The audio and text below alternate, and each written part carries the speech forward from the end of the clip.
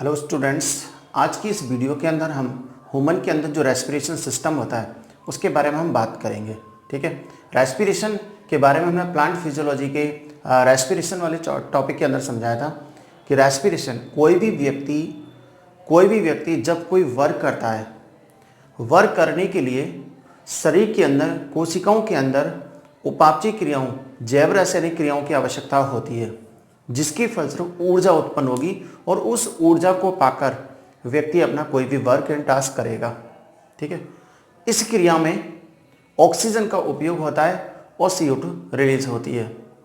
इसका मतलब ये हुआ भोजन की ऑक्सीकरण की प्रक्रिया, भोजन की ऑक्सीकरण की जो प्रक्रिया है जिसे हम क्या बोलते हैं, श्वसन।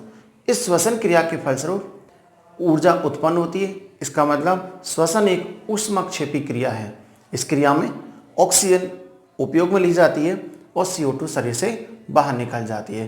तो हम ये कहते हैं कि ऑक्सीजन को शरीर के अंदर ग्रहण करना और CO2 को शरीर से बाहर निकालना, ये कहलाता है सांस लेना या संवातन की क्रिया या श्वसन क्रिया। ठीक है, तो आप ये देखिए, भोजन के ऑक्सीकरण की क्रिया, ऊर्जा बाहर निकलती है, इसलिए ऊष्माक्षेपी क्रिया है और इसमें ऑक्सीजन उपयोग में आती है और CO2 बाहर निकल जाती है। ठीक है, हम ये देखते हैं जो श्वसन क्रिया है, जब गर्भावस्था के बाद बच्चे का जन्म होता है तो उस समय ली गई, जन्म के बाद, प्रसव क्रिया के बाद ली गई जो प्रथम श्वसन की जो क्रिया है, वहाँ से वो बच्चे के स्टार्ट होता है। उससे पहले जब संतति का विकास माता के गर्भाशय में पूरा होता है, उस वक्त संतति, परिवर्धनशील संतति या भ्रूण, ये प्लेसेंटा के माध्यम से श्वसन क्रिया माता के शरीर से पूरा करता है। ठीक है, तो आप देखिए, श्वसन की जो दर होती है वो 12 से लेकर के 16 पर मिनट होती है। ये श्वसन दर है। 12 से लेकर, ह्यूमन के अंदर 12 से लेकर के 16 पर मिनट श्वसन की दर होती है। इसके अंदर मेल और फीमेल की यदि कंपैरिजन करें तो मेल के अंदर जो श्वसन मस्कुलर होते हैं वो ज़्यादा हाईली एक्टिव होते हैं। ठीक है, जिसके कारण मजबूत होते हैं, जिसके कारण मेल के अंदर जो श्वसन की दर होती है वो वुमेन की तुलना में ज़्यादा होती है। अब आप ये देखिए, अलग अलग जीवों के अंदर श्वसन के लिए क्या क्या अंग पाए जाते हैं। कई बार स्टेप से क्वेश्चंस कॉम्पिटिशन एग्जाम में पूछा जाता है। ठीक है, जैसे कि शरीर की सतह, वे जीव, कुछ जीव जैसे कि स्पंज यानी पोरिफेरा के सदस्य साइकन, साइफा, स्पॉन्जिला, सीलेंट्रेटा के सदस्य जैसे हाइड्रा है और प्लेटीहेल्मिन्थेस यानी चपटे कृमि, ये शरीर की संपूर्ण सतह के द्वारा श्वसन की क्रिया करते हैं। जबकि मेंढक और अर्थवर्म यानी केंचुआ, ठीक है, एनेलिडा का सदस्य है, फ्रॉग, एम्फीबियंस हैं, इनके द्वारा त्वचा की ऊपरी सतह पर पाए जाने वाली जो क्यूटिकल की उप त्वचा होती है उसके माध्यम से ये श्वसन क्रिया करते हैं, अर्थात ऑक्सीजन को लेते हैं और CO2 को बाहर निकालते हैं। इंसेक्ट, जो पृथ्वी पर स्थलीय जो इंसेक्ट होते हैं, आर्थ्रोपोडा के जो सदस्य होते हैं, उनके अंदर ट्रैकियल सिस्टम होता है, ट्रैकियल तंत्र होता है, जिसे श्वसन नलिकाएं कहते हैं, जिसके माध्यम से ये बाह्य वातावरण की शुद्ध वायु अर्थात ऑक्सीजन शरीर के सीधे ही अंगों तक पहुंच जाती है। गिल्स द्वारा जो जलीय आर्थ्रोपोडा हैं, जलीय आर्थ्रोपोड्स हैं, मोलस्का हैं, फिशेज हैं, इन सभी के अंदर जो श्वसन के लिए गिल्स यानी कि क्लोम पाए जाते हैं। ठीक है, जबकि लंग्स, जो कि श्वसन के लिए मुख्य अंग है, रेप्टाइल्स, बर्ड्स और मैमल्स, इनके अंदर श्वसन के लिए क्या पाए जाते हैं, लंग्स यानी फेफड़े पाए जाते हैं। यदि हम श्वसन की अवस्था की बात करें, श्वसन की 3 अवस्थाएं होती हैं, एक बाह्य श्वसन, एक अंतः श्वसन और एक कोशिकीय श्वसन। बाह्य श्वसन का मतलब होता है कि वायुमंडल की जो स्वच्छ वायु है अर्थात ऑक्सीजन है, ये विभिन्न श्वसन अंगों के माध्यम से लंग्स तक पहुंच जाती है और लंग्स में उपस्थित जो CO2 है अर्थात अशुद्ध वायु है, इन्हीं श्वसन मार्गों द्वारा शरीर से बाहर अर्थात वायुमंडल में मुक्त हो जाती है। इसका मतलब हम ये कह सकते हैं, वायुमंडल और फेफड़ों की जो कूपिकाएं होती हैं वायुमंडल और फेफड़ों के बीच में जो गैसों का आवागमन होता है, अर्थात ऑक्सीजन को लेना और CO2 को बाहर निकालना, वो कहलाता है बाह्य श्वसन। इस बाह्य श्वसन की क्रिया में जितने भी अंग काम आते हैं, जैसे नासा मार्ग, ग्रसनी, श्वास नली, ठीक है, ये जितने भी नासा द्वार हैं, जो जितने भी अंग काम आते हैं, उन सभी अंगों को बोलते हैं समवाही या प्रवाही श्वसन अंग। जो बाह्य श्वसन की क्रिया है, ये एक भौतिक क्रिया होती है। कौन सी क्रिया होती है? भौतिक क्रिया है, ठीक है।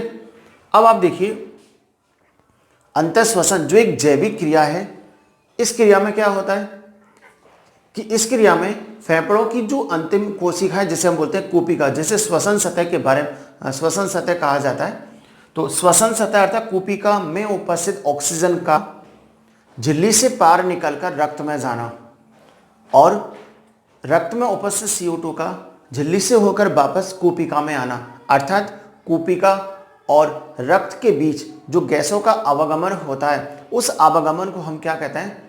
अंतःश्वसन कहते हैं, जो कि एक जैविक क्रिया होती है। बाह्य श्वसन को हमने भौतिक क्रिया क्यों बोली थी? क्योंकि इसमें किसी भी झिल्ली के द्वारा गैसों का आवागमन नहीं होता है। कोशिकीय श्वसन जिसमें भोजन का ऑक्सीकरण होता है, अर्थात कोशिकाओं में जो जीवद्रव्य है, जहां पर भोजन के ऑक्सीकरण की जो प्रक्रिया होती है, जिसमें ग्लाइकोलाइसिस, क्रेब्स चक्र, ETS, ये सभी सम्मिलित होते हैं, जिसमें ऑक्सीजन का उपयोग होता है और CO2 मुक्त होती है, ठीक है। तो कोशिका में होने वाला जो श्वसन है वो कहलाता है कोशिकीय श्वसन। समझ में आया आपको? अब आप ये देखिए कि श्वसन तंत्र के अंदर फेफड़ों में बाह्य वातावरण की कितनी ऑक्सीजन को ले सकते हैं, कितनी को बाहर निकाल सकते हैं, उसके बाद जो बची हुई होती है, यानी इसका मतलब कि श्वसन के दौरान ग्रहण की गई O2 और निकाली गई CO2 का जो आयतन होता है, उसी को हम बोलते हैं फुफ्फुसीय क्षमता या फुफ्फुसीय आयतन। इसमें सबसे पहले हम देखते हैं TB क्या होता है। TB का मतलब होता है टाइडल वॉल्यूम, ज्वारीय आयतन। एक बार में कितनी मात्रा में वायुमंडल की ऑक्सीजन को लेते हैं और CO2 को निकालते हैं। एक बार में ग्रहण की गई ऑक्सीजन और बाहर निकाली गई, त्यागी गई CO2, इसकी कुल मात्रा जो होती है वो कहलाती है टाइडल वॉल्यूम, अर्थात ज्वारीय आयतन, जिसका मान होता है 500 ml, अर्थात आधा लीटर। तो हम ये कह सकते हैं एक बार में हम आधा लीटर O2 को लेते हैं और CO2 को बाहर निकालते हैं। समझ में आया? सेकेंड पॉइंट आता है IRV। IRV का मतलब होता है inspiratory reserve volume. Inspiratory reserve volume अर्थात निःश्वसन आरक्षित मात्रा। निःश्वसन का मतलब होता है वायुमंडल की ऑक्सीजन को फेफड़ों तक पहुंचाना। आवश्यकता से अधिक, यानी कि सामान्य जो श्वसन हमने बताया था TB टाइडल वॉल्यूम, ज्वारीय आयतन, जिसका मान 500 ml बताया था, यह सामान्य क्रिया है। सामान्य श्वसन के बाद बलपूर्वक, सामान्य श्वसन के बाद बलपूर्वक जबरदस्ती ग्रहण की गई ऑक्सीजन की कुल मात्रा, सामान्य अवस्था में हम 500 ले रहे हैं, बलपूर्वक ग्रहण की गई जो ऑक्सीजन की मात्रा है वो कहलाती है IRV, जिसकी वैल्यू होती है 3000 ml, अर्थात 3 लीटर।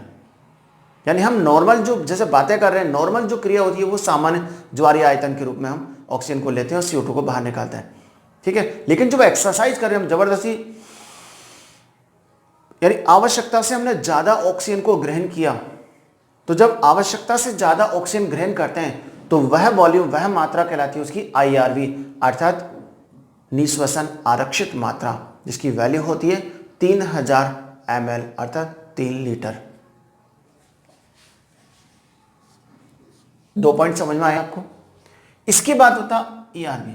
हमने बोला सामान्य अवस्था ज्वारीय आयतन के समय हम 500 ऑक्सीजन को ले रहे हैं और CO2 को बाहर निकाल रहे हैं, ठीक है। लेकिन हम बलपूर्वक फेफड़ों में उपस्थित जो अतिरिक्त CO2 है सामान्य अवस्था के बाद, जिसे हम बलपूर्वक बाहर निकाल सकते हैं, ठीक है। तो सामान्य श्वसन के बाद अर्थात ज्वारीय आयतन के बाद बलपूर्वक त्यागी गई CO2 की मात्रा वो कहलाती है ERV, एक्सपायरेशन रिजर्व वॉल्यूम, उच्छ्वसन आरक्षित मात्रा, जिसका वैल्यू होता है 1100 ml,